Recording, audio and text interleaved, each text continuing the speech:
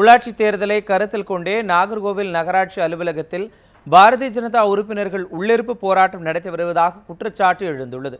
கன்னியாகுமரி மாவட்டம் நாகர்கோவில் நகராட்சிக்குட்பட்ட 52 வார்டுகளிலும் பாதாள சாக்கடை அமைப்பது உள்ளிட்ட பணிகள் நடந்து வந்தன. ஆனால் அதிகாரிகள் பணி ஆணை வழங்க மறுப்பதால் பணிகள் நிறுத்தி வைக்கப்பட்டுள்ளதாக கூறப்படுகிறது.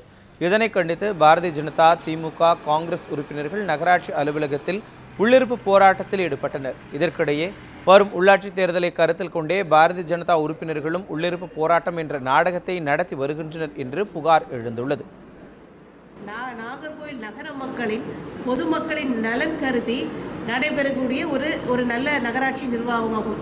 அத்தகைய நிர்வாகத்திலே வழக்கமாக எங்களுக்கு அளிக்கக்கூடிய பணிகளை பணி ஆணை வழங்க வேண்டும் என்று கூறிதான் நகர்மன்ற உறுப்பினர் நாங்கள் இணைந்து இந்த போராட்டத்தை நடத்தி கொண்டு வருகின்றோம். பாதாள சாக்கடைக்காக தோண்டப்பட்ட சாலைகளுடைய பணிகளை நிறைவேற்றுவதற்கு நகராட்சியினுடைய ஆணையர் அவர்கள் ஒப்புதல் அளிக்கவில்லை என்ற காரணத்தை சொல்லி ஒப்புதலை உடனடியாக வழங்க வேண்டும் என்று உள்ளிருப்பு போராட்டத்தை நடத்துகிறார்கள்.